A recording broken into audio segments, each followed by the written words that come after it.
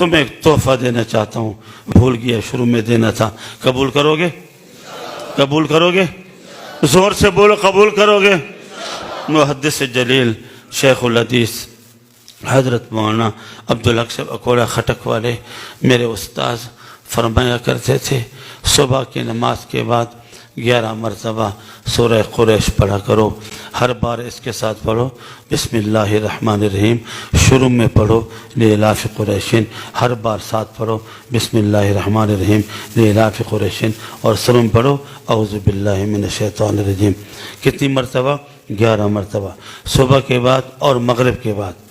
الذی اطعمہم من جوع فلیعبدوا رب ھذا البیت، لوگوں نماز نہ چھوٹے، تکبیر اولیٰ نہ ٹوٹے، جماعت سے نماز نہ چھوٹے، تکبیر اولیٰ نہ ٹوٹے۔ مردوں کی تکبیر اولیٰ یہ ہے کہ پہلی رکعت کے رکوع میں پہنچ جاؤ، تمہیں تکبیر اولیٰ مل گئی۔ خواتین کی تکبیر اولیٰ یہ ہے جیسے اذان ہو فوراً وضو کر کے نماز پڑھو، یاد رہے گا؟ فَلْيَعْبُدُوا رَبَّ هَذَا الْبَيْتِ، لوگوں نماز نہ ٹوٹے، تکبیر اولیٰ نہ چھوٹے۔ الذی اطعمہم من جوع، رب فرماتے ہیں مجھے عزت کی قسم، عظمت کی قسم، جلال کی قسم، کمال کی قسم، وحدت کی قسم، اپنے پیارے پیغمبر کے 14ویں کے چاند کی طرح منور چہرے کی قسم، معطر بدن کی قسم، فَلْيَعْبُدُوا رَبَّ هَذَا الْبَيْتِ الَّذِي أَطْعَمَهُم مِّن جوع، غربت میں، بیماری میں، ناداری میں، مشکلات میں، پریشانیوں میں اور افلاس میں، اطعمہم، میں تمہارا گھر رزق حلال سے مالا مال کر دوں گا۔ کس کا وعدہ ہے؟ کس کا وعدہ ہے؟ زور سے بولو، کس کا وعدہ ہے؟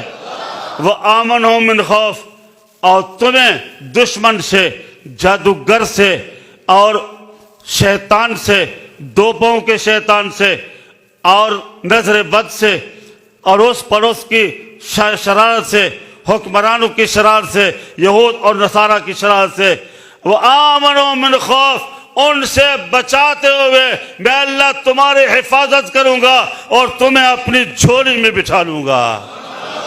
عمل کرو گے؟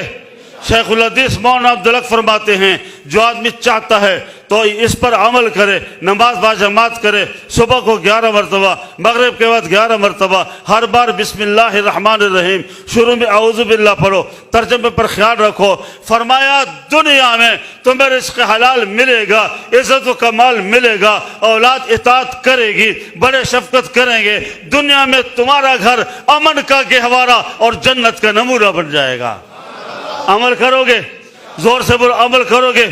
آج کے بعد اپنے گھر کی بھی نیت کریں، اولاد کی بھی نیت کریں اور ان کی ترقی اور کمال، رزق حلال کی نیت بھی کریں، اللہ کے سارے وعدے پورے ہوں گے۔ اس وظیفے کی اجازت مجھے شیخ الحدیث مولانا عبدالحق سے دی تھی، آپ اس پہ عمل کریں، انشاءاللہ دنیا میں اللہ تمہیں جنت کے نمونے اور جنت کا ماحول اور جنت کے گھر عطا فرمائے گا۔